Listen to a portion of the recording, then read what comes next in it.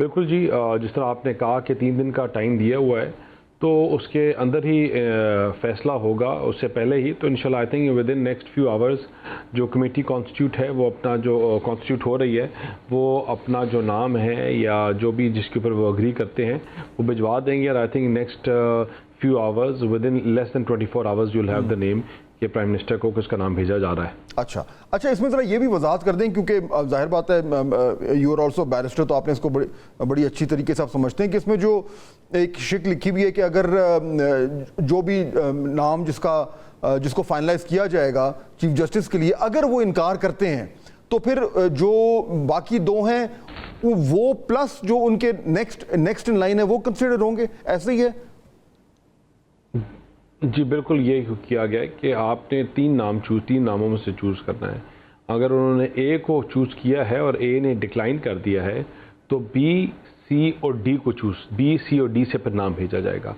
तो जो उनके फॉलोइंग जो 3 बंदे होंगे, अच्छा, तो उनमें से चूज़ किया जाएगा और उनमें से एक नाम फिर आपने फाइनलाइज किया। अच्छा, और इन केस चले मैं ए बी सी लेके चलता हूँ, अगर ए बी सी जो है वो 3 नाम हैं और सी चूज होते हैं और सी जो है वो ना करते हैं, तो फिर ए और बी फिर कंसिडर होंगे या फिर डी, ई और एफ कंसिडर होंगे?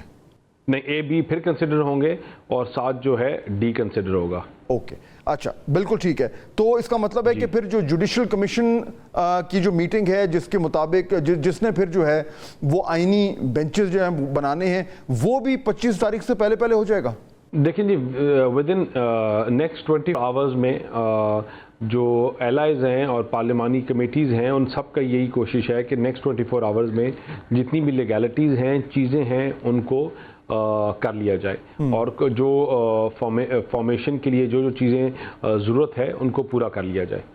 तो hopefully with in next few hours 24 hours में आपको चीज़ें जो हैं आपके सामने आ जाएंगी। ठीक, बैरिस्टर दानियाल, अगर ये चैलेंज होगी भी सही, जो कि यानी कि काफ़ी हद तक इम्कान है कि कोई ना कोई चैलेंज कर देगा, लेकिन वो चैलेंज वो पिटिशन भी अब क्योंकि आइन से जो है वो उसका ताल्लुक होगा, तो फिर वो ये आइनी बेंच के सामने ही आएगी।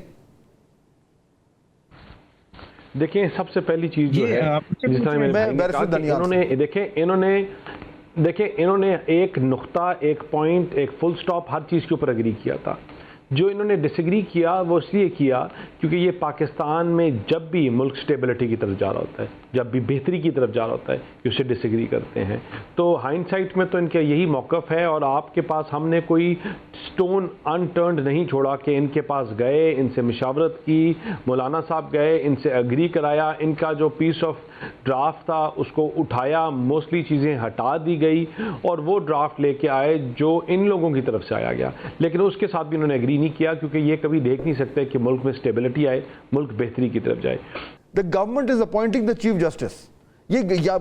तो यहाँ जेन्युइनली प्रॉब्लम तो नजर आ रहा है ना कि फिर गवर्नमेंट को इतनी पावर मिल गई है अपॉइंट करने की चीफ जस्टिस। देखिए, ये आज के लिए या ये लॉ नहीं बन रहा, this is for the coming years. आज हम इस साइड में हैं, कल हम दूसरी साइड में होंगे।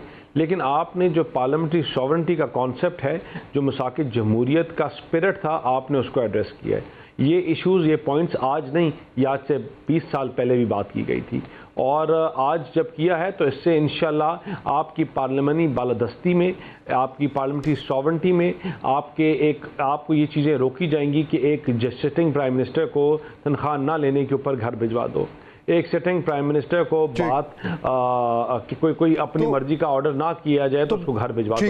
आपकी ये डेमोक्रेसी की ट्रू स्पिरिट को स्ट्रेंथन करेगा और हम किसी का हाथ पकड़ के फैसला नहीं कर सकते और ना कोई जज।